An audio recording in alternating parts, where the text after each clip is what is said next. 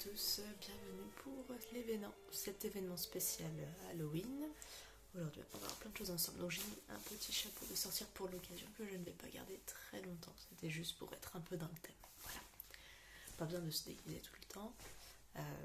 Je vous ai mis une petite citrouille juste là pour vous rappeler que on était bien sur l'événement Halloween à côté de la Vierge. Ça va en faire grincer peut-être, c'est pas grave.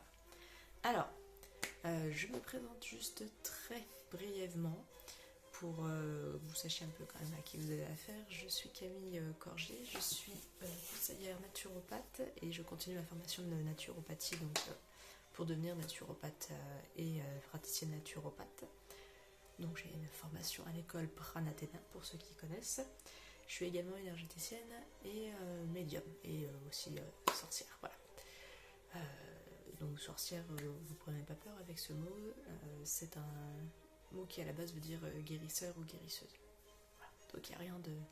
On est loin de ce que vous connaissez justement avec les préjugés sur les sorcières.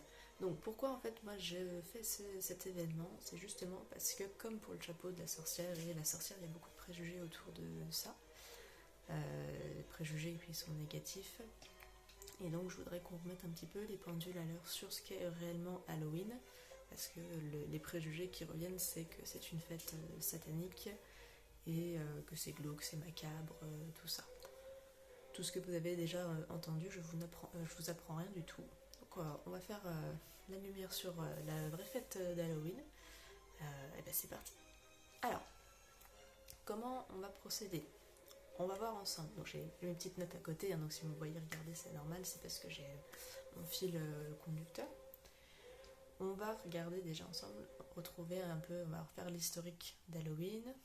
On va donner des petites explications autour de cette fête, la symbolique, les significations autour. Je vais vous parler un petit peu brièvement du culte celte, avec la roue de l'année, tout ça. Je vais aussi vous expliquer un peu tout ce qui est les origines des traditions autour d'Halloween, donc qui sont très déformées aujourd'hui. Donc notamment par exemple la petite citrouille, la lanterne en citrouille qu'on voit partout, les déguisements, le porte-à-porte pour les bonbons, tout ça on va le voir ensemble. Donc vous inquiétez pas, j'ai mon chat qui passe, je suis par terre chez moi, tranquille, donc du coup j'ai mes chats qui risquent de faire des tours, surtout le rouquin. Et ensuite, on verra aussi donc, tout ce qui est au niveau des déformations liées donc, au satanisme, justement, parce que le satanisme s'est inspiré de rituels d'Halloween, il est vrai, mais c'est très déformé. Donc on va voir ça ensemble. La déformation avec la citrouille, justement, la lanterne de Jack-o'-lanterne. Et puis, j'avais dit qu'on allait voir quoi aussi, des origines des monstres, et puis les liens avec... la mort en fait, parce que c'est une fête qui est, c'est vrai, on célèbre la mort. Après, pas le côté glauque que vous entendez par ça, mais on va revenir dessus. Donc, là, on va regarder un petit peu l'historique justement d'Halloween. Halloween, c'est quoi ? Halloween, c'est une fête à la base qui est celte, qui a à peu près 2500, alors on n'arrive pas à retracer précisément, il y en a qui disent 2500 ans, d'autres 3000 ans, bref, c'est celte, donc si c'est celte, vous savez que c'est déjà avant les Romains, donc ça vous donne une idée par rapport à l'ordre chronologique dans la frise historique. Et ça a été renforcé notamment par les Gaulois, donc les Gaulois chez nous. Donc déjà, si vous avez des gens qui vous disent que Halloween n'est pas de chez nous, vous pouvez tout de suite couper l'herbe sous le pied, parce que si c'est celte, les Celtes étaient présent sur j'allais dire le bassin occidental, c'est pas vraiment ça, mais comment dire, oui, c'est sur le territoire occidental, la France, vous avez aussi donc un peu les pays germaniques et l'Angleterre, Royaume-Uni, hein, parce que ça va jusqu'en Irlande. Donc ils étaient présents là avant les Romains, donc ça vous donne une idée. Et donc les Gaulois, ce sont les Celtes qui étaient présents en France. C'est l'ancien nom d'ailleurs, vous devez savoir, de la France. Donc, ça, c'est l'origine historique d'Halloween. Ça remonte à cette culture. Ensuite, qu'est-ce qui s'est passé ? C'est que les chrétiens ont débarqué. Parce que les Romains n'étaient pas trop pénibles, ils étaient suffisamment intelligents pour, quand ils colonisaient, pour que tout se passe bien, c'est de garder le calendrier de la population locale avec les fêtes locales et les adapter avec les leurs pour justement la population qui était envahie s'y retrouve quand même et que ça calmait les enjeux de rébellion en fait. Ça n'y avait pas moins d'envie de rébellion parce qu'ils ne se sentaient pas non plus trop mis de côté parce qu'ils gardaient quand même leur base culturelle, c'est quand même le socle dans une culture. Si on enlève tout, que ce soit les fêtes, tous les rites d'une culture, si vous les enlevez, forcément ça crée des grosses tensions. Donc déjà c'était un peuple envahi, donc si en plus vous enlevez ça, ça allait vraiment poser des gros problèmes. Donc c'était une manœuvre un peu de manipulation des Romains de garder ces fêtes. Et ils les ont adaptées aux leurs pour que ça se mélange bien. Les chrétiens ont fait un peu la même chose, de manière différente. Eux, donc, on va dire que l'avènement du christianisme, ça reste quand même le premier millénaire. Et eux, ils ont décidé de squeezer, j'ai pas le mot en français, donc vous allez comprendre, squeezer Halloween, et de le remplacer par une autre fête. Donc, cette fête-là, vous la connaissez tous, c'est la Toussaint, qui a lieu le lendemain, donc le 1er novembre. Halloween, c'est le 31 octobre, la Toussaint, c'est le 1er novembre, donc le lendemain. Pourquoi ils ont fait ça? Parce que, dans le même esprit que les Romains, pour adapter au calendrier de la population locale pour pas qu'il y ait trop de rébellion, et parce que Halloween, en anglais, c'est All Hallow Eve. All Hallow Eve. Ce qui veut dire, c'est la veille des saints. Enfin, veille des saints, veille de la Toussaint. Donc du coup, par déduction, c'est veille des saints, parce que normalement, Halloween, c'est vraiment vous fêtez les ancêtres, les saints, ce genre de choses, tout ce qui est important en fait pour vous.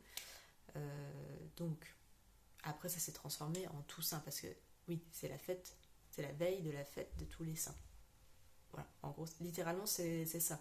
Après, je vais revenir sur la signification du mot originel, parce que le mot originel n'est pas Halloween, c'en est un autre. Donc je vais vous expliquer et ce sera plus compréhensible pour vous de savoir pourquoi ça a été positionné à cette période de l'année. Parce que là on est sur quelque chose de plutôt très lié au christianisme. Et la déformation d'ailleurs, je vous ferai voir, je vous expliquerai, elle est liée au christianisme justement. Et ensuite, donc qu'est-ce qui s'est passé? Donc en France, au Moyen-Âge, toute la tradition autour d'Halloween s'est un peu effacée parce que le christianisme, c'est pas le christianisme, c'est l'Église. L'Église a fait en sorte d'étouffer toute la culture païenne au maximum, notamment avec la Toussaint, et que les autres rituels soient mis de côté, en sachant que vous verrez, tout à l'heure je vous parlerai de rituels que vous pouvez mettre en place pour Halloween. Il y a des rituels que vous connaissez déjà, que vous pratiquez pour la Toussaint. Et donc, du coup, en fait, ça s'est transformé en la fête des morts. Voilà, tout simplement. Ça a été très grossier. J'essaie de vous faire ça un peu rapidement. Et ensuite, qu'est-ce qui s'est encore passé? Pourquoi? Parce que tout le monde, en fait, si vous écoutez, tout le monde croit que Halloween est américain. Parce que là, déjà, je viens de vous expliquer que c'est pas américain, que c'est celte et gaulois. Donc, la grosse population celte, elle était aussi en Irlande et en Écosse. Et courant 19e siècle, c'est dans les années 1850, j'ai les dates de 1845 à 1851, les Écossais et les Irlandais sont partis en Amérique parce que là-bas il y avait une grande famine, donc pour essayer de survivre et de pouvoir manger, c'était la terre promise à l'époque, l'Amérique, donc ils sont partis. Et vu que eux ont continué à pratiquer Halloween, malgré l'église qui est venue, et c'est une culture païenne qui est plus ancrée qu'en France par exemple, ils ont gardé leurs rituels et ils les ont emmenés en Amérique, et des fois, il y a certains endroits où ça a été combiné avec les rituels des Amérindiens. Je ne vais pas vous expliquer, je ne vais pas rentrer là-dedans parce que ça c'est la base du wiccanisme, c'est un autre sujet. Et du coup, donc, ils sont allés là-bas et donc ils ont continué leur petite vie avec leurs rituels celtes. Et dans les années, alors il y a un siècle, en 1920, aux États-Unis, ils ont ressorti, ils ont vraiment mis au grand jour comme ça la fête d'Halloween. C'est là qu'on a commencé à avoir des lanternes comme celle-ci, hein, avec des citrouilles apparaître de manière plus généralisée. Ça a été mis au goût du jour, donc même les gens qui n'étaient pas forcément d'origine irlandaise ou écossaise se sont mis à pratiquer Halloween, mais c'est donc le Halloween qu'on connaît, avec toute la déformation qui est autour. On est sur le Halloween commercial. Donc, ce que vous avez remarqué, c'est pas la seule fête commerciale. Halloween est très peu pratiqué en France, même si ça tend à le devenir de plus en plus. Ça a surtout été importé en 1990. Voilà. On n'est pas sur une fête qui est ancrée dans la culture française. Mais c'est comme Noël, comme la Saint-Valentin, comme Pâques, ce sont des fêtes qui sont très commerciales. Et d'ailleurs, je ferai certainement une vidéo pour un événement pour vous expliquer l'origine de la fête de Noël, qui est également celte, comme tout le calendrier de toute façon. Donc voilà, ça c'est vraiment l'histoire sur Halloween. Maintenant, on va revenir un petit peu sur la symbolique. Halloween, donc c'est une fête celte. Voilà, Halloween, celte. C'est-à-dire retenir ça. C'est ce qu'on appelle le réveillon des sorcières, c'est le réveillon des Celtes aussi, c'est l'équivalent de notre 31 décembre. Donc, ça marque la fin de l'année. Ça fait partie de ce qu'on appelle les 8 sabbats, donc dans la roue de l'année. Donc la roue de l'année, c'est le calendrier celte. Les Celtes voyaient le temps comme un cercle, quelque chose de circulaire, donc un cycle. Vous avez 8 sabbats. Les 8 sabbats, vous en avez 4 majeurs, 4 mineurs. Les mineurs correspondent aux équinoxes et aux solstices. Donc Noël, par exemple, fait partie c'est un sabbat mineur qui correspond au solstice d'hiver. Halloween est un sabbat majeur et c'est même la fête la plus importante de l'année celte. Voilà. Et sur cette période-là, on fait le point sur ce qui s'est passé, ce qu'on ne veut plus voir, et les résolutions qu'on veut prendre pour la nouvelle année, comme nous on fait en fait pour le 31 décembre finalement. D'ailleurs, si ça vous intéresse un petit peu de voir ce que c'est que les sabbats, plus en détail parce que je ne vais pas trop approfondir ici, sinon ça va prendre beaucoup de temps.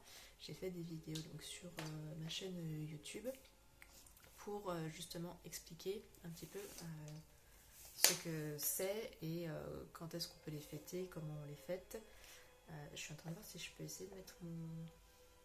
J'ai un anneau lumineux, mais il marche une fois sur deux. Il y a un faux contact, donc ça n'a pas l'air de fonctionner. C'est pas grave. Il y avait beaucoup de soleil, mais j'ai baissé les rideaux, c'est pour ça que vous voyez des petites taches. Parce que sinon c'était... j'avais vraiment le soleil dans les yeux, puis on ne voyait pas trop le visage. Donc, le mot Halloween, je vais vous expliquer peut-être d'où ça naît en anglais, mais l'origine du mot, donc c'est un mot gaélique, vous en doutez. Le gaélique étant la langue des Celtes. Ça veut dire fin de l'été. Littéralement, c'est ce que ça veut dire. Donc ça vous donne déjà le contexte. Et qu'est-ce que c'est? Donc, je vous ai expliqué que c'est ce qui clôt l'année, que c'est la veille du début de l'année finalement. Du coup, le 1er novembre chez les Celtes, c'est le nouvel an. Ça marque en fait l'entrée dans la période sombre. C'est le jour de l'abattage du bétail et c'est le jour de la chasse aussi. Parce que en fait, ce que je vous explique bien, c'est dans le calendrier celte, vous avez la période sombre, la période lumineuse. Donc la période sombre, c'est automne-hiver, la période lumineuse, c'est printemps-été, grosso modo. Donc là, effectivement, les jours raccourcissent. C'est très facile à comprendre parce que les Celtes étaient très connectés à leur environnement. Ils fonctionnaient avec les cycles des saisons, cycles du jour, donc ce qu'on appelle les cycles circadiens, cycle annuel. Voilà, c'est vraiment cette idée-là, le cycle lunaire aussi, forcément. Et donc vous avez cette période sombre, donc là c'est facile à comprendre parce que les jours raccourcissent, donc les nuits sont plus longues, elles tendent à être plus longues que les jours, donc on est sur la période sombre, c'est juste, voilà, c'est pour ça.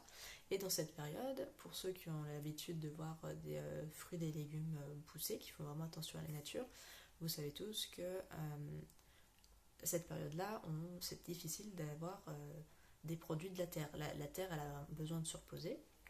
Le gel, du coup, va faire son effet quand il va venir et il n'y aura plus rien qui va pousser. Donc, s'il n'y a plus rien qui pousse, c'est pour ça que avant vous avez fait vos bocaux. Bon, maintenant aujourd'hui on a les surgelés, c'est plus facile, mais à la base c'est ça, il faut se remettre dans le contexte de l'époque. Il y a 2500 ans, il n'y avait pas le surgelé par exemple.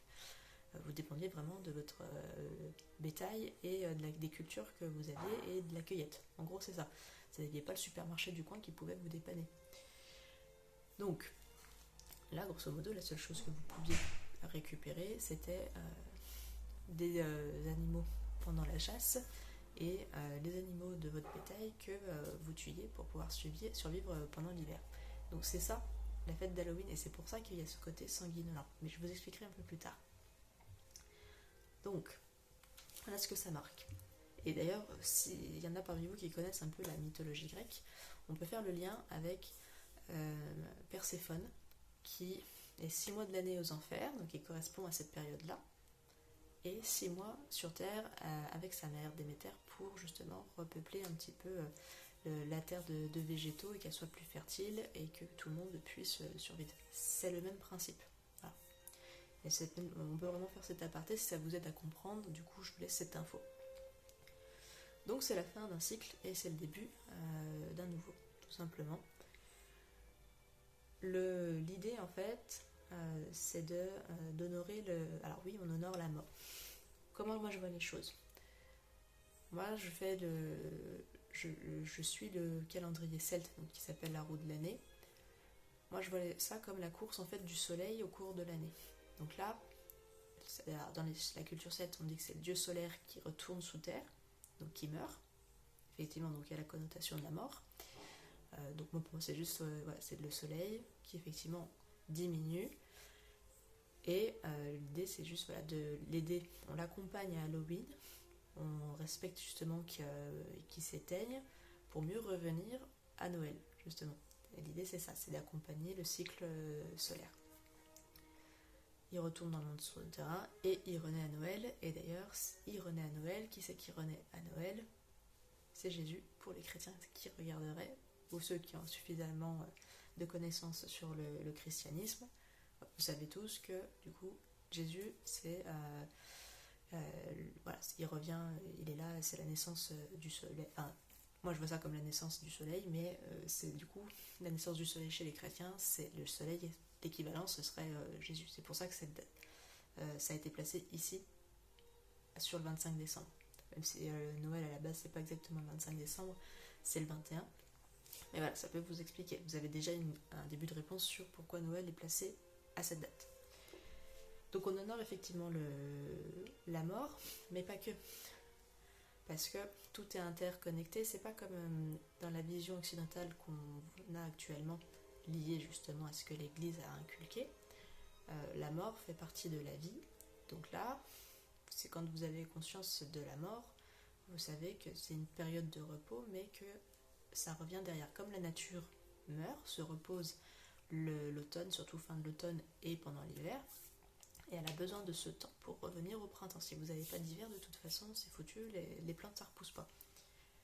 Donc, il y a besoin de ça. Et c'est ce qu'ils avaient compris. Et cette fête, c'est vraiment ça, c'est célébrer la mort qui amène à la vie. Donc, c'est pas macabre, justement. C'est ça. C'est la fête où on honore aussi les ancêtres, où on leur prépare des petits plats, où on pense à eux, on fait brûler une bougie en pensant à eux.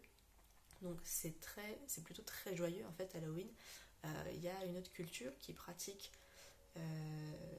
une fête similaire à cette époque de l'année, qui au niveau de la mentalité est un peu celle que je vous décris, c'est la fête des morts que vous avez au Mexique, où tout le monde se déguise avec des calaveras en étant squelettes. Donc c'est des petits monstres mais beaucoup plus colorés, la différence elle est là.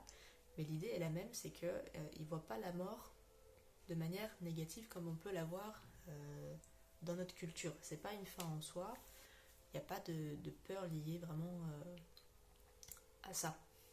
Vous naissez, vous mourrez. On le sait, c'est comme ça, c'est le sac de la vie de toute façon, que vous le vouliez, que vous ne le vouliez pas. Vous êtes sûr quand même qu'à un moment vous allez mourir, je vais mourir, vous le savez. Donc c'est pas plus mal finalement de l'accepter. Même si je comprends que ça vous fasse flipper, hein, je ne dis pas que moi ça me fait pas peur. Donc voilà, le Samhain c'est le temps, donc ça, je vais l'appeler Samhain maintenant. Donc Samhain c'est Halloween. Euh, c'est le temps justement, donc ça marque le temps d'introspection où on réfléchit. Vu qu'il fait pas super beau, fait pas chaud, des gens retournent à l'intérieur de chez eux et du coup on est sur une période d'introspection. C'est ça que ça signifie aussi pour l'individu. Et on fait le point sur ce qu'on veut et ce qu'on veut plus, parce que pareil, ça marque le temps, donc c'est la mort qui amène à la résurrection, en gros. Donc, c'est le moment de se dire, voilà, si vous faites le point sur l'année et qu'est-ce qui s'est passé, ça je veux plus le garder, donc je le jette. Et ça, je veux le garder et je veux que ça mature. Donc on profite de cette période pour faire mûrir, par exemple, un projet, quelque chose qui est toujours en cours en construction. Et comme ça, on le fait mûrir pendant cette période. L'idée, elle est là. J'espère que c'est clair ce que je vous dis. Hein. Vous me direz, vous me poserez des questions, parce que sinon, je ne pourrais pas vous répondre. Donc finalement, c'est plus... Oui, il y a la mort, effectivement, on célèbre la mort, mais c'est dans l'idée de la résurrection, donc c'est une fête plus d'espoir que de mort, de choses macabres. Finalement, c'est ça. Alors après, vous allez me dire, oui, mais il y a des monstres partout, machin, des trucs qui font flipper, donc ça colle pas avec ce que tu nous dis. Je vous laisse patienter, je vais vous expliquer pourquoi il y a des monstres partout, justement. Et bien justement, on y arrive. On va parler là de la place des morts et des monstres. Dans la tradition celte, Halloween, donc Samhain, c'est la période où le voile, il y a plusieurs mondes. Et il y a là, cette période de l'année, vous avez le monde dans lequel nous vivons, le monde terrestre, et le monde des ancêtres, qui normalement sont séparés par un voile. Donc vous imaginez, c'est comme un rideau. Et à Halloween, vous avez ce rideau en fait qui devient très fin, voire qui n'existe plus, donc les ancêtres et les morts et le petit peuple peuvent venir sur Terre. Donc le petit peuple, pour ceux qui ne connaissent pas, c'est tout ce qui fait partie du folklore celte, donc vous connaissez tous, c'est-à-dire c'est les petits gnomes, c'est ce qu'on voit un peu dans les contes de fées, hein. C'est les gnomes, c'est les fées, c'est les elfes, c'est les lutins. Vous voyez ce petit monde, les tout petits bonhommes qui vivent sur des champignons et dans des arbres, c'est eux. En gros, voilà, c'est ça. Donc ça, c'est ce qu'on appelle le petit peuple. Là, ça vient aussi... donc ça, c'était leur croyance. Ils croyaient aussi que leur dieu Cernunnos, donc, qui est célébré à cette période justement là, parce que c'est le dieu Cernunnos qui meurt. Il y a plein de choses, hein. Il y en a qui disent qu'il meurt, mais aussi c'est lui qui vient pour faire la grande chasse sur Terre avec la reine des fées. C'est la reine des fées qui vient chasser. Donc il passait en fait soi-disant dans ce monde pour venir de rechercher de la nourriture qui passait, qui profitait justement aussi du voile pour, donc c'est de la nourriture magique, hein, c'est des êtres magiques forcément qui passaient et qui vous disaient, voilà, donc le dieu Cernunnos partait à la grande chasse sur Terre pour chasser des entités, des créatures magiques. Et donc au passage vous avez le petit peuple aussi, et le petit peuple, vous avez des êtres qui sont un peu farceurs, qui venaient et qui faisaient des crasses. Voilà. D'où l'idée qu'il y a des petits monstres qui viennent effectivement pour Samhain. Donc évidemment c'est des choses qu'on ne voit pas, c'est des choses on y croit, on n'y croit pas. Ça, c'est libre à vous. Mais voilà, donc l'idée c'est que c'est pour ça que vous avez des petits monstres qui viennent. Les petits monstres, ce sont en gros les gnomes. Hein. C'est pas, à la base, il n'y a pas la lanterne, il y a des squelettes, on est sur plutôt des petits peuples. Donc, je vous expliquerai un peu plus loin des choses par rapport justement au déguisement et tout ce qui est venu après pour célébrer Halloween. Juste là pour qu'on continue sur le lien avec les morts. Parce que là, du coup, ce que je vous explique, c'est plutôt marrant, c'est plutôt fun de se dire, voilà, il y a des petits gnomes qui viennent à la maison, qui font des farces, qui viennent tirer les cheveux de la voisine, qui viennent piquer de la nourriture chez nous. Là, vous dites c'est plutôt, voilà, c'est plutôt mignon, ça n'a rien à voir avec l'Halloween qu'on connaît aujourd'hui. Et justement, parce que là, jusqu'ici, je vous parle de quelque chose qui n'est pas macabre en fait. Même si ça parle de la mort, c'est pas macabre. Et justement, quand il y a eu le christianisme, et encore une fois, je veux dire, c'est l'église, parce que le problème n'est pas avec le christianisme, parce qu'à la base, je veux dire, si vous êtes chrétien, vous avez le paradis, vous avez l'enfer, vous ne devriez pas avoir si peur que ça de la mort. Il y a eu justement la mort, quand l'église au Moyen-Âge vraiment fait son travail avec l'inquisition, tout ça, a considéré justement que la mort devait être vue, devait être perçue comme quelque chose de macabre, et a appris aux personnes qui étaient jusque-là plutôt réceptives aux esprits, parce qu'il y avait encore la culture païenne qui se perpétuait, alors plus au niveau de la croyance, parce que les gens croyaient effectivement en Dieu, mais il y avait des habitudes qui ont perduré, ça s'enlève pas comme ça. Et du coup, ils ont inculqué aux gens d'avoir peur des esprits, et pour avoir peur des esprits, ils en ont fait tout un folklore qu'on connaît aujourd'hui, notamment en utilisant l'image du diable et des monstres démoniaques qui peuvent apparaître dans la Bible. Voilà. Et donc les gens ont commencé à avoir peur des fantômes, alors que jusqu'ici les fantômes étaient bienvenus, des esprits, et de la mort en fait, justement, de la mort. Et c'est là où il y a eu, parce que même si vous n'avez pas peur, si vous êtes très indifférent à Halloween, dans la religion chrétienne, vous pouvez avoir peur de la mort, mais c'est pas la mort qui vous fait flipper, c'est, enfin moi c'est comme ça que je l'avais appris, je me considère pas chrétienne, mais j'ai grandi dedans. Ce qui me fait flipper, c'est pas la mort en tant que telle, c'est tout le côté enfer, Satan, tout ça, où on vous dit des trucs, où vous dites oh là là, mais en fait, obligé, je crame quoi. Donc c'est plus ça, et c'est là qu'on a commencé justement. Ils ont commencé à dire aux gens que pour faire fuir les esprits, parce que jusque-là les esprits étaient bienvenus, les petits farceurs venaient, et du coup c'était plutôt cool, les habitants étaient contents d'accueillir leurs ancêtres et faisaient 2-3 trucs pour que le petit peuple les laisse tranquilles, et on va y venir après. Donc là c'était cool, et là du jour un peu au lendemain on leur dit que ce sont des êtres maléfiques, et qu'il faut faire quelque chose pour les éloigner. Donc qu'est-ce qui s'est passé ?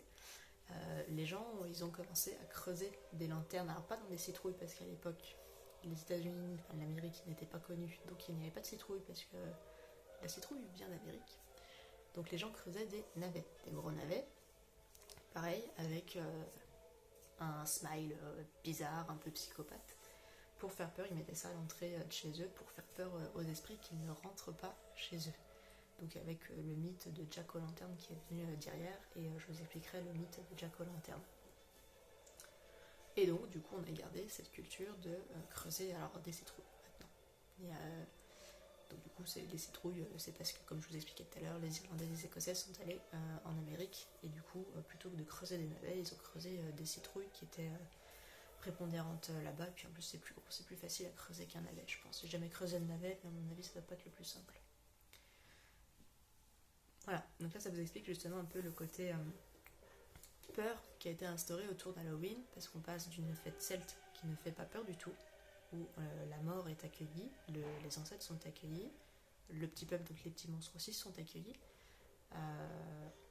à un moment où, avec l'église, là, il y a un split total, il y a un gap, où on se dit, bah, voilà, du coup, non, on les accepte pas du tout, et ce sont des êtres magnifiques, il faut à tout prix les éloigner, parce que sinon ça nous porte la choucoumie, en gros, c'est mauvais œil.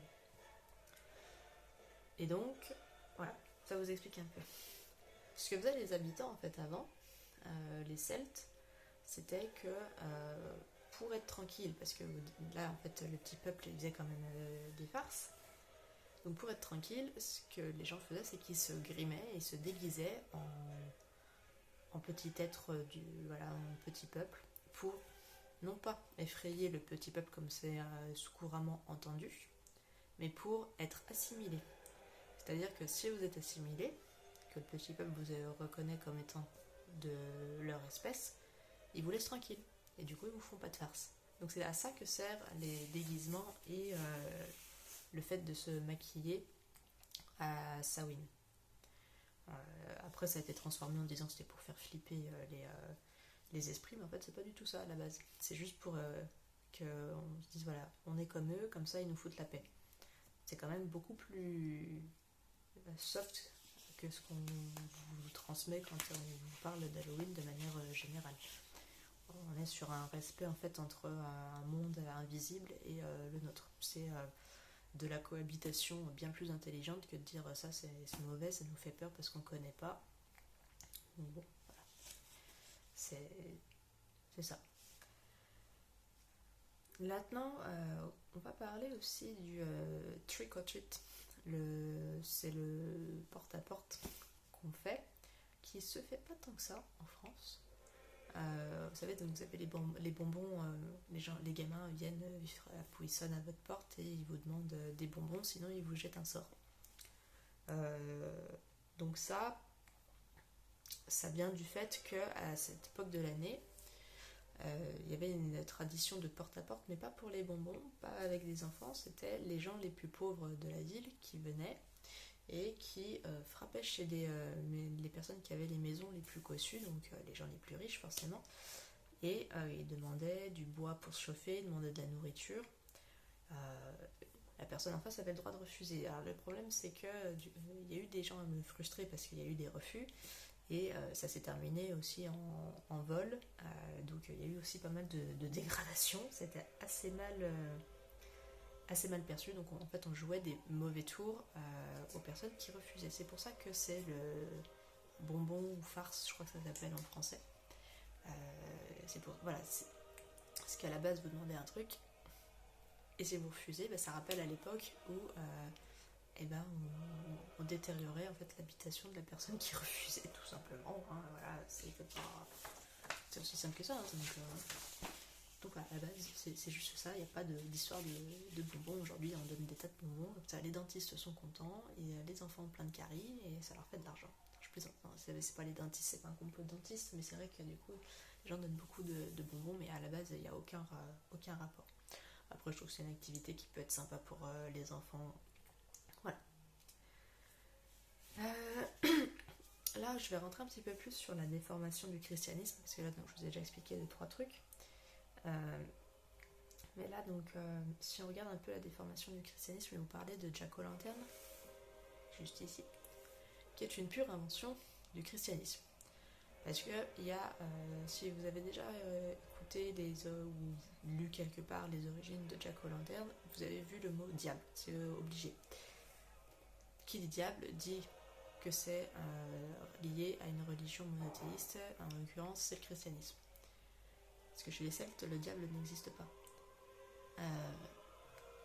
Donc, c'est un outil qui a servi à l'église pour faire peur, pour que justement, ce que je vous expliquais juste avant, que les gens qui étaient encore bien ancrés dans la culture païenne passent de les esprits sont adorables, on est content de les voir, même s'ils nous font des petites farces, on se grime un peu la face, et comme ça ils nous laissent tranquilles, à mon Dieu, ils sont horribles, ce sont des êtres démoniaques, il faut absolument les faire fuir, vite sortez la lanterne. Voilà. Donc, ça c'est un instrument qui a servi, voilà, pour changer la mentalité et instaurer de la peur autour de Samhain. Donc, Jack-o'-lantern, son nom de mémoire, c'est Stingy Jack. Donc, Stingy, je suppose que ça veut dire que c'est l'homme qui pique, pas que c'est le Jack piquant, parce que Sting, c'est piqûre, c'est quelque chose qui pique. Donc, je suppose que c'est ça. J'ai pas été regarder la traduction, s'il y en a qui savent, vous me le direz. Donc voilà, le personnage, c'est Stingy Jack. C'est un vieil avare qui est plutôt méchant, égocentrique et qui est ivrogne. Voilà. Ça, c'est le personnage de Jack. C'est pas la personne que vous avez envie de fréquenter au quotidien, puis même pour une soirée, je pense qu'il vous flingue bien le moral. Et ouais, qui est farceur, mais vraiment farceur. Là, pour le coup, pas comme le petit peuple. Là, c'est plus farceur d'un sort, vraiment qui vous joue des mauvais tours. Vraiment le mec pas sympa. Donc, le diable a entendu parler de cette personne, et du coup, il se dit, tiens, je vais lui proposer un pacte, hein, vu que dans la culture chrétienne, c'est ça, hein, le diable fait des pactes avec certaines personnes qui sont pas super. Voilà. Donc il dit je vais aller le voir. Donc le diable le rejoint dans un pub. Jack c'est pas au début c'est pas qui c'est. Hein. Après il comprend et donc le diable lui explique qu'il veut faire un contrat avec lui, il vient donc lui demander son âme. Et Jack du coup il lui dit bah non moi je voudrais déjà que tu m'offres un dernier verre. Et le diable du coup il accepte et il se transforme en pièce de l'époque pour payer le verre. Et donc au lieu de payer le tavernier, Jack met les pièces de monnaie dans sa bourse. Et sur sa bourse, il y a des croix. Et donc vous savez que dans la superstition chrétienne, le crucifix en fait empêche le diable de faire plein de choses. Enfin, l'empêche d'agir. Donc du coup, le diable se retrouve coincé dans la bourse de Jack et il lui demande du coup de le libérer. Jack accepte à condition que le diable le laisse tranquille pendant 10 ans. Du coup, le diable accepte pour pouvoir sortir parce que il en a marre. Donc voilà. 10 ans plus tard, qui c'est qui revient forcément? Le diable. Et donc là, Jack, il dit ok, mais voilà, il vient et en gros se promener, est-ce que tu peux me cueillir un pommier, est-ce que tu peux aller me cueillir une pomme? Du coup, le diable accepte. Alors moi, ce que j'aimerais bien comprendre, c'est pourquoi le diable accepte, parce que vous voyez, ce que moi j'ai appris dans le christianisme quand j'étais petite, c'est pas vraiment le genre de mec qui fait ce que vous lui demandez, mais bon, après, pourquoi pas. Donc il accepte d'aller récupérer la pomme, et Jack finalement, lui, il encercle le pommier de crucifix. Du coup, le diable peut pas redescendre, et il peut pas sortir. Donc pour le libérer, du coup, Jack lui dit, en fait, du coup, il retourne encore à la situation, et c'est lui, finalement, qui est en position de force. Il dit ok, je te libère à condition que tu me laisses tranquille définitivement, que tu reviennes plus du tout, et qu'à jamais je sois tranquille. À jamais, c'est important. À jamais, ça veut dire ici, dans ce monde, mais aussi dans les autres. Donc le diable accepte. Finalement, au bout d'un moment, Jack, étant un être humain, meurt. Qu'est-ce qui se passe? Vu qu'il était tellement mauvais avec tout le monde, hein, pas avec le diable, il n'y a pas qu'avec le diable où il a fait ses mauvais tours, du coup, l'entrée du paradis lui est refusée. Du coup, il va en enfer, il se dit, je vais aller là-bas. Oui, et du coup, vu qu'il a demandé au diable de le laisser tranquille à jamais, le diable refuse. Puis le diable a encore une dent contre lui qui lui a fait quand même aussi plusieurs mauvais tours. Donc le diable, voilà, il refuse et il dit bah non. Donc là, qu'est-ce qui se passe? Jack, il est complètement paumé et il demande si il peut quand même avoir quelque chose pour pouvoir avoir de la lumière parce qu'il est dans un endroit tout sombre où il n'y a pas de lumière, donc il ne sait pas du tout où aller. Donc le diable accepte de lui donner, en fait, prendre de l'enfer un chardon ardent, une braise, voilà, une braise. Et du coup, Jack met les braises dans la lanterne, qui était en fait un navet creusé. Et du coup, c'est là que commence son errance. Et dans la croyance populaire, Jack revient chaque année pour Halloween. Et on met donc plus des navets, mais des citrouilles. Voilà, c'est ça. Donc voilà, ça c'est l'instrument numéro 1 des polices pour faire peur aux gens. Enfin, à l'époque, je qu'on s'entende bien, on recontextualise. Ensuite, on va partir sur quelque chose, parce que Jack, c'est un conte, c'est bien mignon, donc c'est marrant. On va partir sur tout ce qui est lié à la déformation liée au satanisme, parce que ça c'est la partie église un peu mignonne. On va partir sur la partie sataniste qui est... Les satanistes, si vous connaissez, il n'y a pas de connaître beaucoup, moi je ne m'intéresse pas, puis en plus ils ont tellement déformé de trucs que ça me saoule. Ils ont deux symboles qu'ils ont piqués à la culture celte pour un pour Halloween, l'autre de manière générale. C'est le bouc noir et le pentacle. Donc le pentacle, c'est l'étoile à 5 branches. Voilà. Donc, je vais vous présenter mes hypothèses. Parce que comme je vous expliquais, le Samhain, ça marque le début de la chasse et de l'abattage du bétail, et donc il y avait un sacrifice rituel. Alors, le sacrifice rituel, effectivement, ça consistait à sacrifier un bouc pour Samhain. Dit comme ça peut vous choquer, mais ce bouc était mangé. Donc si vous mangez de la viande, en fait, quand vous achetez votre barquette de viande, c'est le même principe. C'est pas très glorieux comment ça se fait, hein, de l'abattage. Je pense même que le rituel de l'époque est moins pire que ce qui se passe dans les abattoirs aujourd'hui. Mais ça, c'est mon avis et c'est pas le débat. Donc voilà, le bouc était sacrifié pour marquer l'entrée dans la période sombre le 31 octobre. Voilà. Donc ça, c'est le sacrifice effectivement du bouc chez les Celtes. Donc les satanistes, je pense qu'ils ont repris cette chose. J'ai pas de confirmation, hein, parce que je suis pas allée sur des trucs satanistes et je sais même pas si je trouverai l'info. Mais voilà, je vais vous énoncer un peu des hypothèses autour de ça. Donc ça, ma première hypothèse, c'est par rapport, voilà, qu'ils auraient pris le bouc par rapport au rituel celte de l'époque pour marquer Halloween avec ce sacrifice. Il y a aussi le dieu cornu, donc c'est Cernunnos qui est un dieu celte. Donc c'est le dieu de la virilité des animaux, des régions boisées, de la richesse, enfin des richesses au sens large, et de la régénération de la vie. Donc c'est aussi, suivant les croyances que vous avez, comme moi je fais avec le soleil, Cernunnos c'est aussi le dieu qui meurt, je vous en ai parlé tout à l'heure, à Halloween. Donc ce dieu-là, il faut savoir qu'il est représenté avec des bois de cerf sur la tête.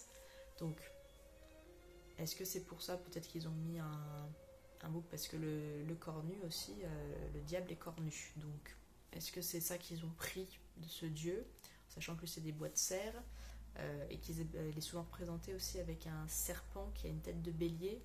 Et donc, est-ce qu'il y aurait une confusion avec le bélier, le serpent chez les chrétiens étant considéré comme le mal, enfin, et le diable? Voilà, ça peut être une hypothèse. Après, vous avez aussi après tout ce qui est la fête, le sacrifice du bouc chez les Grecs avec les fêtes de Dionysos. Donc ça pourrait être ça. Voilà, donc là je vous explique un peu vraiment la symbolique du bouc, parce que c'est une symbolique qui me saoule un petit peu, que ça a été dévié comme ça pour un truc qui au départ est il n'y a rien de fou, moi je trouve, dans le sacrifice du bouc chez les Celtes. Bon, hormis que c'est ça, voilà, pour le bouc c'est vraiment pas cool, hein, je dis pas, hein. Mais bon, il le mangeait, donc ce que je vous disais, si vous mangez de la viande, ce serait un peu hypocrite de les critiquer. Je vous dis ça, moi je mange pas de viande, hein. Voilà, donc je sais que voilà, il y a sur les fêtes de Dionysos, en tout cas pareil, il y avait le sacrifice du bouc. C'est les fêtes, ça s'appelle tragédie, ça veut dire chant du bouc. Donc, vous voyez, il y a une redondance. Et après, du coup, je me dis peut-être, est-ce que c'est, vu que les Celtes c'est quand même les plus anciens, parce que là je vous raconte, elle est plus proche de l'église, parce que l'église est venue sur une terre de Celtes. Je pense vraiment qu'ils se sont servis du dieu Cernunnos, donc le cornu que je viens de vous expliquer, pour dire que le bouc c'est le diable. Et du coup les satanistes s'en sont servis après, hein, parce que du coup dans l'église le bouc représente le mal, donc le diable, et tout le côté pulsion sexuelle, parce que les boucs sont connus pour avoir une libido assez voilà, plutôt forte.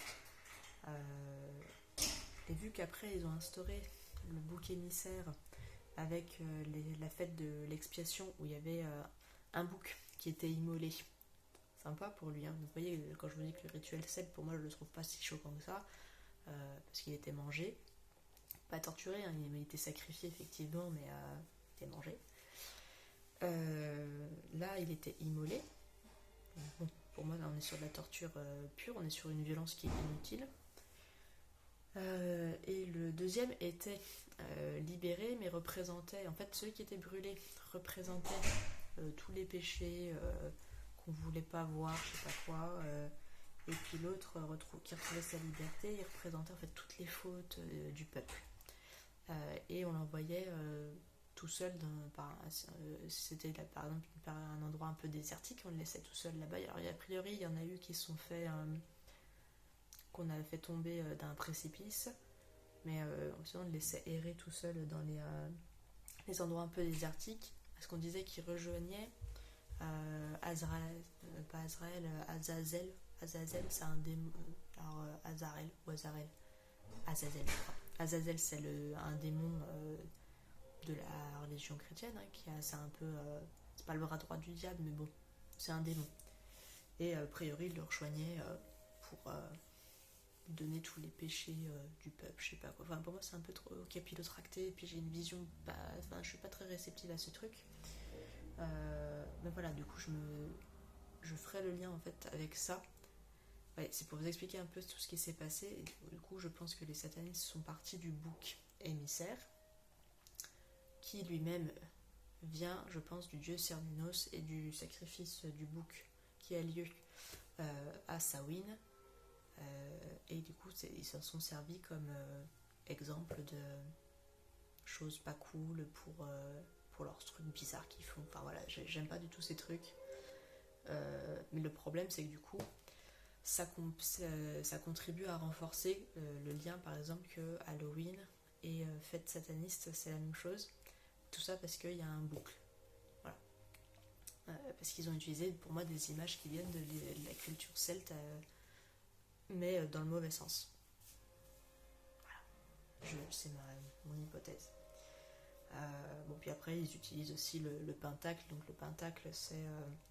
je vous disais, c'est l'étoile à 5 branches, c'est l'étoile utilisée par les sorcières, hein, c'est un vieux symbole celte, et ça vient aussi, et on le retrouve dans les pays nordiques, ce qui est Finlande, il me semble, et ça représente le pouvoir en fait de l'esprit sur les 4 éléments, donc l'eau, l'air, le feu, la terre, voilà. Éléments visibles. Et quand vous l'inversez, bah forcément c'est le truc, ça représente l'inverse. Donc après, il y a une croyance aussi que c'est la pointe de l'étoile, elle montre d'où vient l'énergie dont vous servez. Donc si la pointe est en bas, c'est l'énergie terrestre, si la pointe est en haut, c'est l'énergie céleste. Bon, si c'est vu comme ça, j'ai envie de dire c'est pas très très grave. Mais bon, normalement, moi ma croyance autour de ça, c'est que elle n'a pas de sens, effectivement, que vous pouvez vous en servir plus de, effectivement, cette idée de pointe vers le haut, vers le bas, c'est suivant l'énergie que vous voulez utiliser.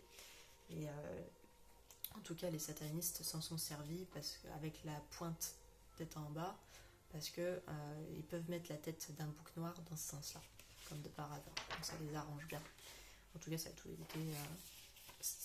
Ils ont rien inventé, ils sont juste déformés quelque chose qui appartient à une culture ancestrale. Voilà.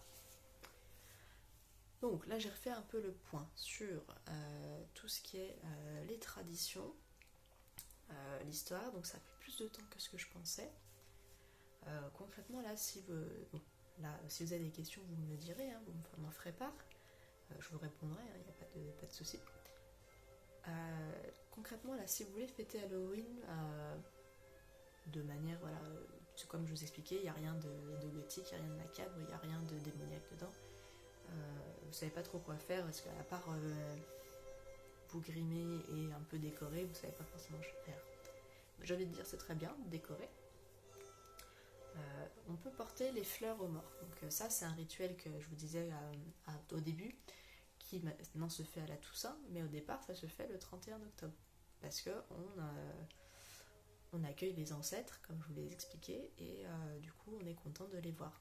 Donc, c'est le moment d'aller sur la tombe de vos ancêtres et de leur offrir des fleurs. Ça, c'est plutôt cool, c'est faisable, je pense. Si vous voulez pas le faire, vous pouvez aussi mettre une bougie devant la photo d'un ancêtre que vous appréciez, et lui parler, hein, donc lui faire une petite prière, tout ça. Vous pouvez vous déguiser, en plus si vous avez des enfants, c'est super marrant. Même si vous n'avez pas d'enfants, vous pouvez le faire, moi je trouve ça cool. Décorer la maison, ça reste cool quand même. Et vous êtes pas. Alors, il y a plein de décos bizarres. Moi, je fais que de la déco un peu gothique, donc avec tout ce qui est sorcière, vampire un peu, mais pas trop. Mais c'est quelque chose d'assez soft, beaucoup plus des squelettes. Les citrouilles j'aime bien même si c'est pas lié à la culture celte. Par contre voilà, moi je mets pas de choses horribles comme tout ce qui est avec du sang, les zombies, en plus ça n'a pas de rapport, donc voilà, pour moi c'est pas bon. Mais si vous voulez faire ça, faites ça, hein. Y a pas de souci. Qu'est-ce qu'on peut faire d'un peu plus, on va dire, original? Faire un balai. C'est une superstition celte, hein. Vous allez dans la forêt et vous trouvez des branches et des brindilles, et avec ça, donc il faut que vous ayez une ficelle aussi, vous faites votre propre balai. Et c'est là d'où vient les balais de sorcières en fait. Ça c'est pour ça. Donc vous faites votre balai avec ce que vous trouvez dans la forêt et vous le mettez à l'extérieur de votre porte d'entrée. Ça éloigne les mauvais esprits. Et ça fait ce côté un peu ménage justement. Et ça évite que les mauvais esprits rentrent chez vous. Vous pouvez faire, même si vous ne croyez pas aux mauvais esprits, ça vous fait un balai. Donc pas de souci. Aussi, ce qui est pas mal, je trouve qui est très bien au niveau reconnaissance des ancêtres, ce qui se faisait chez les Celtes, c'était de mettre un couvert de plus pour Halloween. Samhain. Il y en a qui mettaient aussi des couverts à l'entrée de chez eux, comme ça le petit peuple pouvait se servir et ils n'avaient pas besoin de... Ils n'avaient pas à avoir peur en fait des petites farces qu'ils pouvaient faire. Vous mettez donc soit ce couvert de plus, soit une assiette à l'entrée de chez vous. Et le lendemain, la nourriture donc, qui ne sera pas consommée forcément, vous l'achetez quelque part à la campagne, dans une forêt, choses comme ça. Et vous laissez après les animaux comme ça qui la mangeront. Mais normalement, on ne la jette pas. Qu'est-ce qu'on peut faire? Tout ce qui est les guidances, la voyance, donc les tarots, les boules de cristal, les pendules, tout ça, c'est le moment. Hein, ça, mais bon, à chaque sabbat, c'est un peu le moment, donc rien de très nouveau. Et un rituel de Samhain que je vais vous donner un petit peu plus tard. Il y a plusieurs rituels, il y en a un qui peut être sympa pour vous, qui est accessible. Je vais vous l'expliquer à la fin, juste à la fin. Donc là, ce que je vous propose, c'est que je vais vous expliquer, c'est qu'on passe aux soins énergétiques à distance. Donc c'est à ce moment-là, essayez de, si vous voulez participer, de vous asseoir. Vous pouvez allumer les bougies. Dans la liste, je vous avais mis un petit peu tout ce qu'il y avait besoin. Vous avez mis le sel, donc le sel sert à purifier. Vous pouvez faire un cercle en sel autour de vous pour purifier. Vous pouvez mettre du sel aux quatre coins de chaque pièce pour purifier aussi la pièce. Vous le laissez un mois. Ça, c'est vous qui voyez ce que vous préférez. Vous pouvez vous laver au sel pour vous purifier aussi. Ça marche vraiment super bien. Voilà, donc ça c'est un peu l'utilité du sel. Je vous avais aussi parlé de l'encens. L'encens, ou si vous avez du palo santo ou de la sauge, faites brûler pour bien purifier les énergies. Moi là je l'ai fait brûler, donc il est fini mon bâton d'encens, donc je peux plus vous le montrer. Concernant les bougies, je vous avais aussi demandé des bougies avec des couleurs, donc je vais vous les faire voir. Moi, je les ai pas encore allumées, donc moi je travaille avec la bougie noire et bougie, voilà, un peu citrouille, une bougie rouge. Donc c'est typiquement les couleurs d'Halloween. Donc vous pouvez les allumer ou pas, vous faites comme vous voulez. Si vous voulez les garder, mais voilà, l'idée c'est de les allumer pour créer ça fait une petite ambiance. Chaque sabbat on met des bougies de certaines couleurs pour ça donne le ton en fait du sabbat, et c'est un peu un interrupteur aussi sur les autres mondes. Donc vous pouvez les allumer. Si vous avez que des bougies blanches, allumez des bougies blanches, ça fonctionne aussi. Là, si vous n'avez pas de couleur spécifique, à ce moment-là vous prenez une bougie blanche, ça fonctionne toujours. L'idée ça va être de poser une intention dessus. Donc là pour le nettoyage en fait énergétique, ce que je vais vous proposer, c'est de vous asseoir soit en tailleur, soit vous allonger quelque part, vous mettre dans une position un peu confortable. Ça va être sympa. L'idée c'est de vous détendre. Donc vous mettre l'encens, vous pouvez vous en passer un peu autour de vous, ça va vous nettoyer déjà, à faire un petit travail de nettoyage énergétique. Et on va se poser tranquillement. Si vous voulez fermer les yeux, vous pouvez fermer les yeux, c'est pas obligé, mais je vous invite à le faire pour que vous vous sentiez plus connecté à votre corps. Là, on va tout nettoyer pour que justement on se fasse accompagner par les énergies de Samhain, pour que tout ce dont vous ne voulez plus puisse s'en aller du corps. Donc, je vous laisse vous poser et fermer les yeux, ou non. On va commencer par un exercice de respiration pour vraiment se détendre et accueillir au mieux le soin. Donc une fois que je vais commencer le soin, je ne vais plus parler, je vais juste faire ce que j'ai à faire et vous pouvez profiter. Donc si vous voulez mettre une petite musique de détente chez vous parce que ça vous aide, faites-le et je vous dirai quand ce sera fini, ça va pas prendre beaucoup de temps, d'accord? En tout cas, vous profitez de ce moment et bien vous focaliser sur ce que vous voulez voir sortir de votre vie. Voilà. Donc on va prendre une grande inspiration.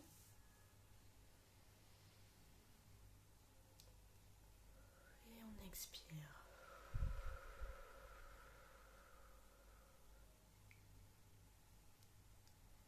Et on va recommencer. Donc en fait, ce que je vous invite à faire, c'est d'inspirer en 5 temps, de bloquer en 3 temps et d'expirer en 8 temps. Ce qui nous donne ceci.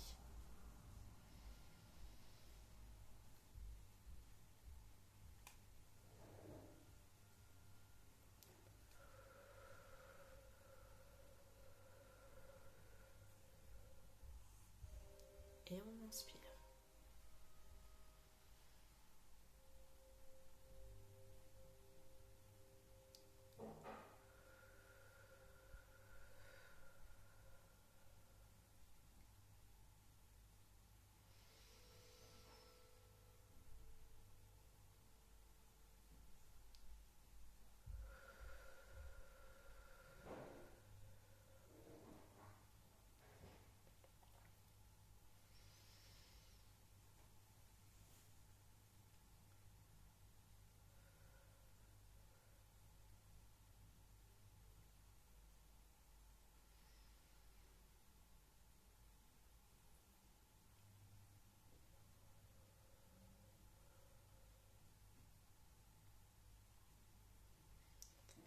Je vous laisserai continuer de respirer lentement, de vous focaliser sur la respiration.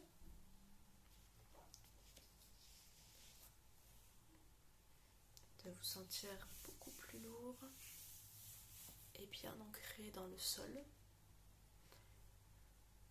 Imaginez-vous dans un endroit dans lequel vous vous sentez apaisé et en sécurité. Et on va procéder aux soins énergétiques. Donc je vous laisse bien respirer et surtout vous concentrer sur l'expiration, donc quand vous soufflez, pour bien faire sortir ce qu'il y a à faire sortir.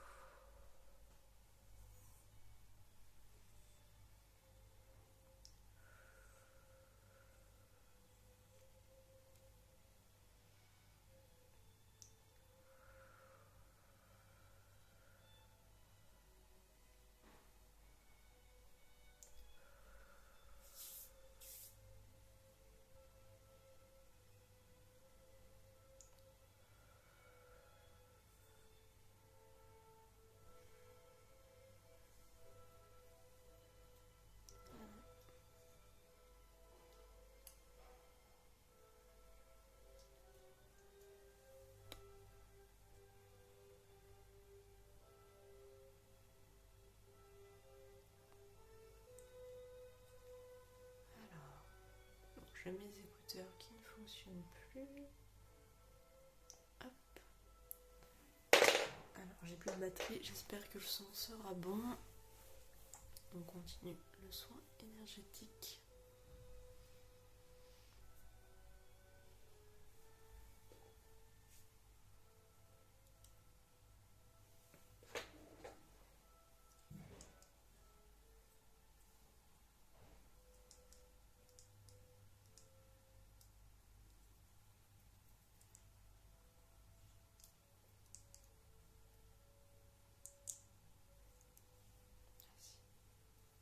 Ça a l'air d'être bon. Hop.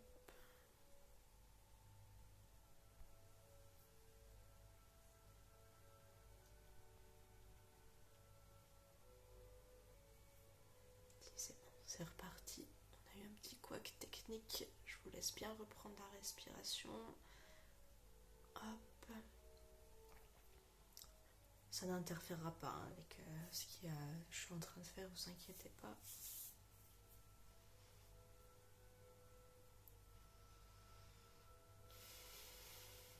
Et on continue de respirer.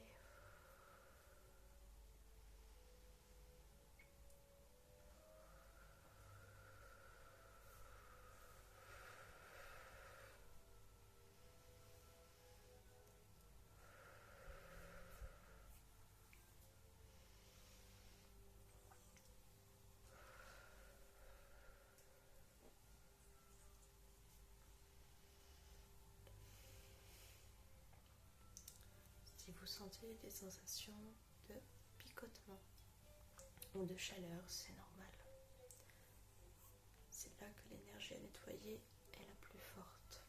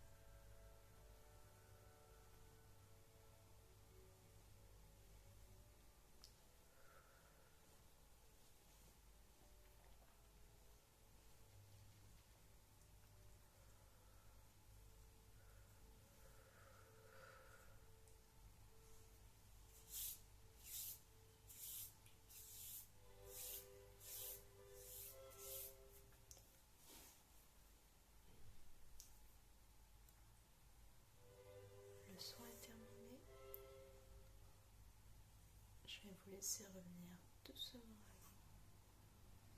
Continuez à bien respirer.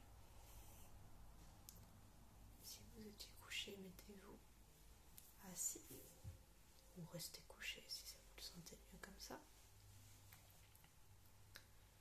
Et remerciez l'univers ou une autre entité à laquelle vous croyez. Et on va continuer sur le rituel de Samhain.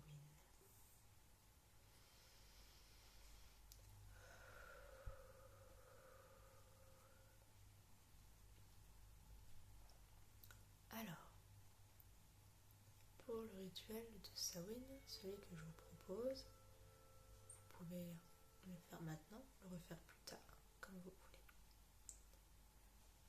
Vous allez prendre les bougies et les allumer. Donc dans un endroit sécure.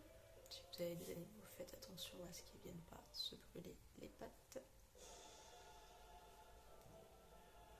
Donc le nombre de bougies importe peu, vous prenez le nombre de bougies qui vous ferait plaisir. Du moment que les couleurs que je vous ai dites tout à l'heure soient là. Vous allez prendre du sel pour créer un cercle autour des bougies. Et vous allez prendre un papier, un stylo. Et sur ce papier, vous allez noter une ou plusieurs habitudes que vous avez et que vous souhaitez voir disparaître. Des habitudes dont vous voulez vous débarrasser.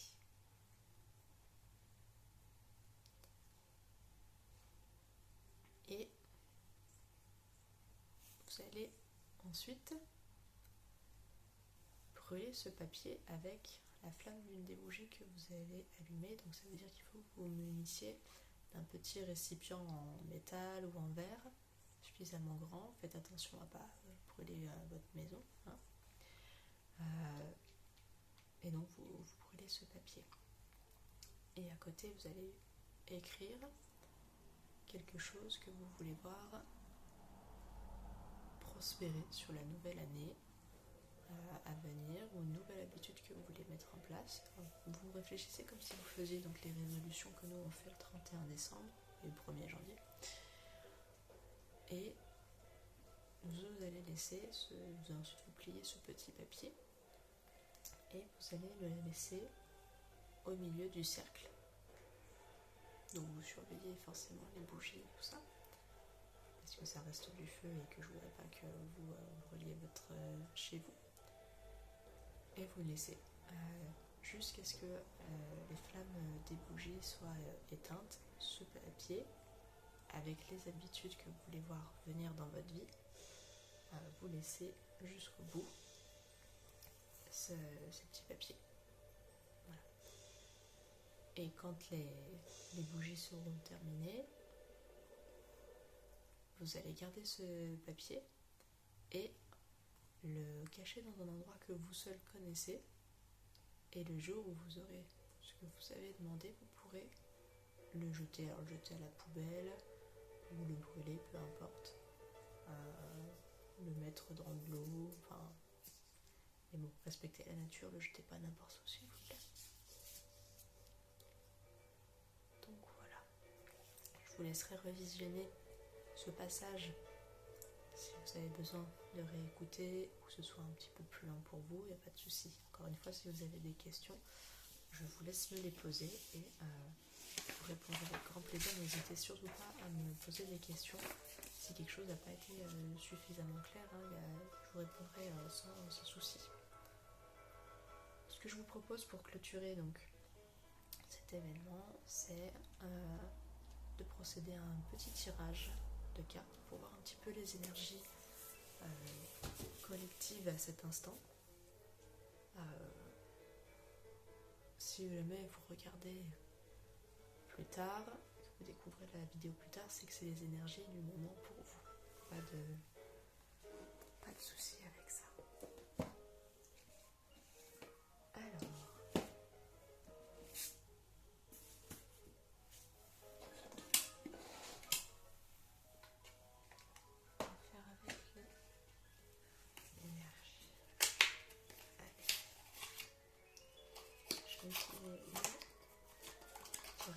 énergie.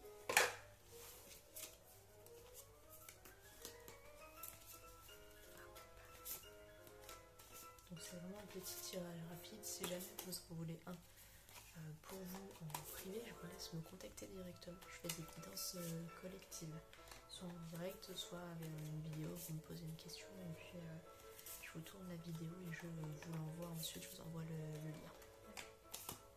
Pareil, si vous voulez faire des soins collectifs, des soins énergétiques en privé, c'est possible aussi. Et pareil, je vous laisse me contacter.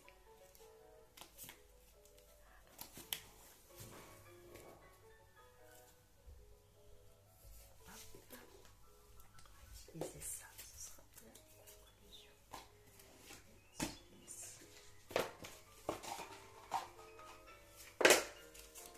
petit peu plus.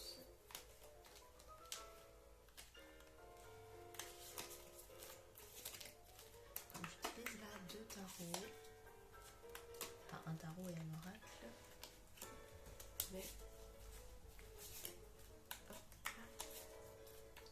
alors l'oracle, la carte que j'ai tirée de l'oracle, c'est l'oracle des 7 énergies. Hop. Donc pour ceux qui voudraient savoir, le voici. Je sais pas si l'image elle va être à l'envers pour vous. Enfin moi je la vois à l'envers.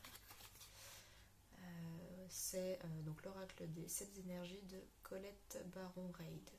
Voilà, si jamais ça vous intéresse. Et l'autre que je vais utiliser, c'est le tarot mystique. Catherine Wells Stein, ou Stein, je sais pas comment on dit, et celui-ci. Voilà. Comme ça, je vais tirer des cartes avec le tarot pour avoir une vue d'ensemble, et l'autre carte de l'oracle sera une carte beaucoup plus pour faire un peu un résumé des énergies.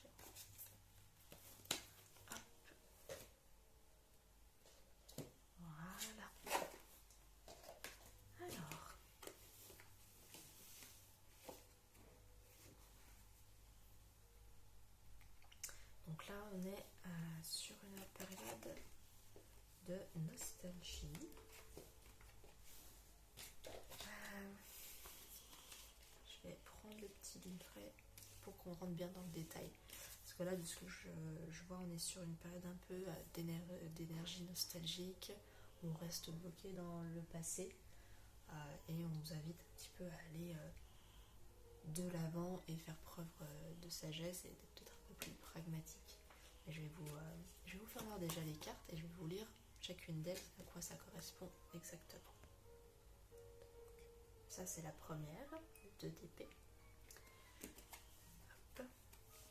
Donc est-ce qu'il n'y aurait pas des choses qu'on ne veut pas voir d'ailleurs? C'est ce qui en ressort.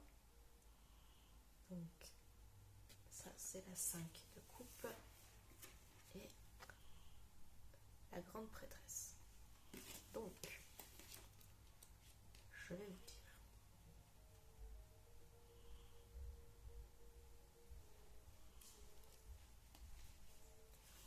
Le 2 d'épée. Donc la première carte. Donc celle-ci. Alors, tac.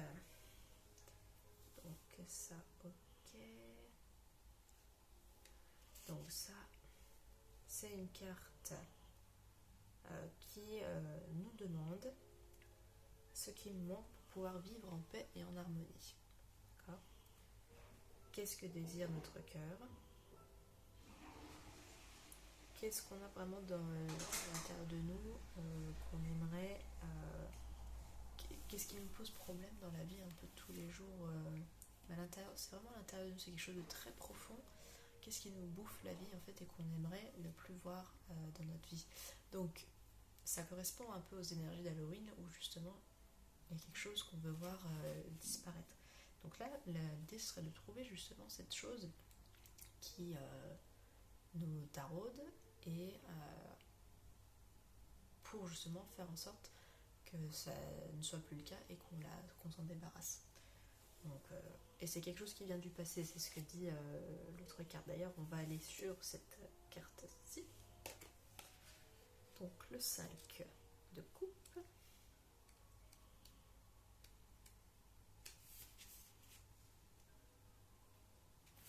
Donc on parle d'obstacles sur le chemin, qu'il y a la résistance sur certains projets. Que le danger qu'il y a, c'est qu'on abandonne. Ah non, je me disais ça correspond pas du tout à ce que je vois. Je suis sur le 5 de bâton, c'est pour ça, excusez-moi. Non, je me disais ça correspond pas du tout à ce que je ressentais. Alors, là oui, ça c'est mieux. Donc, il y a une histoire de deuil qui empêche de changer de point de vue et de se tourner vers ce qui est positif, alors que l'option du bonheur futur est au bout des doigts, enfin voilà, très, très proche. Le rivage est tout près.